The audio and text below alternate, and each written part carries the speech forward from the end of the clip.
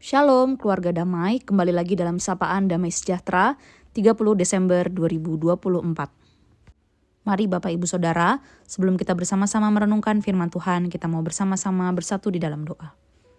Tuhan Yesus, kami bersyukur karena Tuhan selalu menyertai dan memimpin kami. Bahkan kalau kami sudah memasuki minggu yang terakhir di tahun 2024, kami menyadari betul ya Tuhan, bahwa kehadiran Tuhan itu selalu menjadi kekuatan di dalam kehidupan kami, memberikan sukacita dan bahkan untuk menolong kami menghadapi tantangan di sepanjang tahun 2024. Dan saat ini ya Tuhan, kami rindu, kami mau menutup hari-hari kami di tahun 2024 ini sekali lagi dengan kebenaran firman Tuhan. Dan biarlah Tuhan sendiri yang berbicara kepada setiap kami, yang menguatkan dan meneguhkan kami. Sehingga kami boleh melihat kehadiran Tuhan yang nyata dalam hidup kami dan terus memuliakan Tuhan di dalam kehidupan kami. Terima kasih Tuhan, berbicaralah kepada setiap kami siap untuk mendengarkannya. Di dalam nama Tuhan Yesus kami berdoa dan mengucap syukur. Amin. Bapak Ibu Saudara, pembacaan firman Tuhan kita pada hari ini dengan tema Immanuel, cukupkah? Dan hari ini kita akan bersama-sama merenungkan firman Tuhan satu ayat yang terambil dari Matius 1 ayat 23. Demikian bunyi firman Tuhan. Sesungguhnya anak darah itu akan mengandung dan melahirkan seorang anak laki-laki. Dan mereka akan menamakan dia Immanuel, yang berarti Allah menyertai kita. Sedemikian jauh pembacaan firman Tuhan kita pada hari ini. Bapak Ibu Saudara, di era tahun 2000-an, merek ponsel pintar Nokia pernah populer dengan slogannya yang cukup revolusioner, yaitu Connecting People. Cukup revolusioner hingga mampu mendorong Nokia untuk meluncurkan ponsel yang begitu ringkas, kuat, dan harganya pun terjangkau, yang pada akhirnya menjadi ponsel sejuta umat pada masa itu. Bapak Ibu Saudara, slogan tersebut makin hari makin relevan karena banyak orang yang memakai produk tersebut.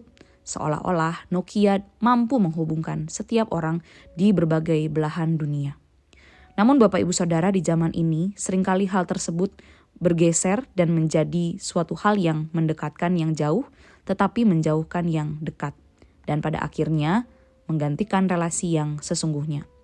Bapak Ibu Saudara, hal ini secara tidak langsung menggambarkan tentang keadaan kita yang sesungguhnya. Bukan hanya smartphone saja, tetapi pada dasarnya dosa membuat kita jauh dari Allah. Padahal seharusnya kita dekat dengan Tuhan Allah. Ada banyak hal-hal yang seharusnya menolong kita makin merasakan kasih dan kehadiran Tuhan, tetapi menjadi sesuatu yang menggeser dan menggantikan posisi dan kehadiran Tuhan dalam kehidupan kita.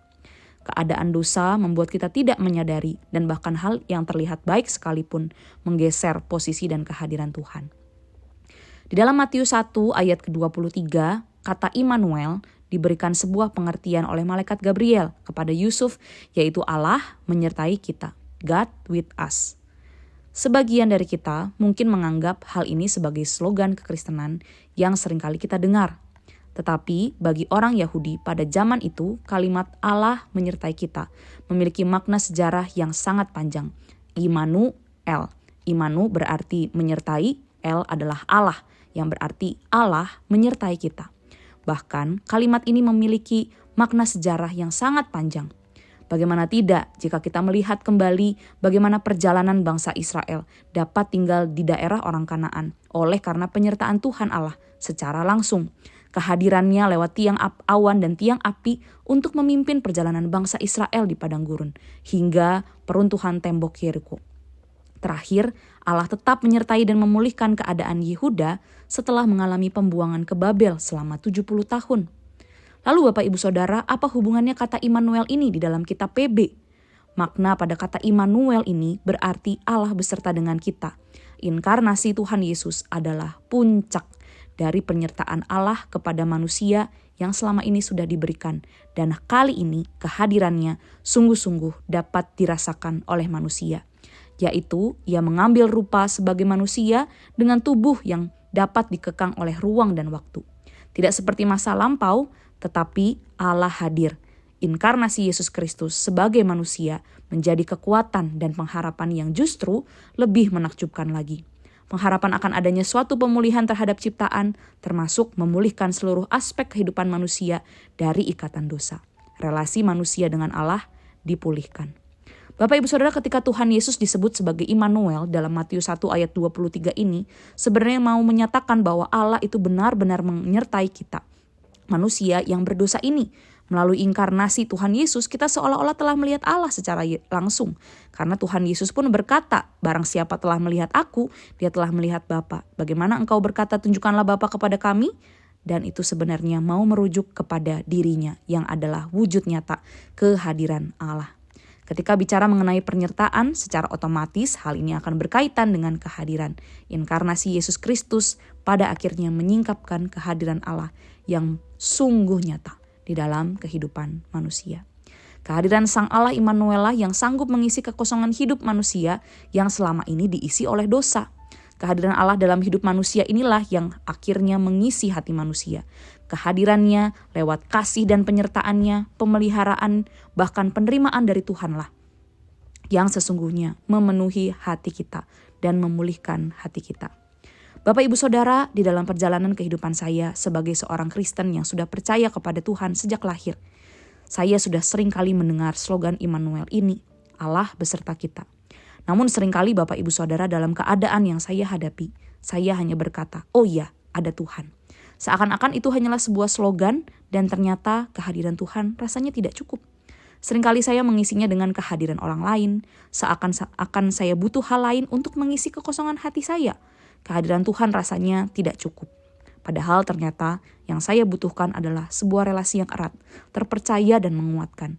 Dan sebenarnya itu semua hanya dapat dipenuhi oleh Yesus Kristus itu yang hadir dalam kehidupan saya. Pertemuan saya dengan Tuhan Yesus di momen Natal ini sekali lagi mengingatkan saya bahwa kehadiran Kristus cukup bagi saya dan hanya Yesus yang dapat menguatkan langkah iman saya, mengisi hati saya yang kosong dan penuh dengan dosa, menggantinya dengan kasih dan kehadiran Kristus. Bapak Ibu Saudara, hal apa yang seringkali membuat kita merasa tidak cukup dengan kehadiran Tuhan saja? Apakah kita takut dan khawatir ketika menjalani hidup? Kehadiran orang-orang terdekat kita kah? Pasangan dan keluarga kita kah? Kehadiran uang yang cukup dan aman untuk menjalani kehidupan kah? Kehadiran pekerjaan yang aman dan nyaman kah? Bisa jadi Bapak Ibu Saudara, kehadiran ini semualah yang membuat kita puas dan kita pegang dan bahkan kita banggakan. Sehingga seringkali kehadiran Tuhan Yesus tergeser dan rasanya kurang. Mari Bapak Ibu Saudara, kita memeriksa hati kita yang terdalam. Apakah kehadiran Kristus Sang Immanuel itu sudah cukup dalam kehidupan kita? Atau masih ada hal lain yang menjadi pegangan kita? Biarlah kehadiran Allah Immanuel dalam kehidupan kita boleh terus memuaskan dahaga kita. Cukuplah kasih karunia Tuhan dalam kehidupan kita. Mari Bapak Ibu Saudara, kita bersatu di dalam doa. Kami bersyukur ya Tuhan bahwa kami memiliki Allah Immanuel, Allah yang beserta dengan kami, Allah yang hadir dalam setiap kehidupan kami, Allah yang mengisi dahaga kami, memuaskan jiwa kami, dan bahkan mengisi kekosongan hati kami yang selama ini kami isi dengan dosa, digantikan dengan kehadiran Tuhan.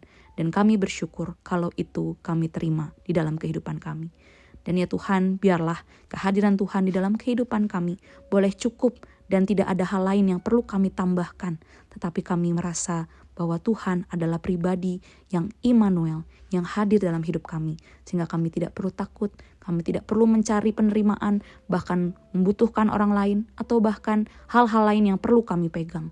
Tetapi kami cukup memegang tangan Tuhan yang hadir dalam hidup kami. Terima kasih Tuhan, tolong kami menjalani sisa-sisa di hari tahun 2024 ini di dalam anugerah dan kekuatan yang datangnya daripada Tuhan. Terima kasih Tuhan Yesus, di dalam nama Tuhan Yesus kami berdoa dan mengucap syukur. Amin. Selamat beraktivitas Bapak Ibu Saudara, Tuhan Yesus memberkati.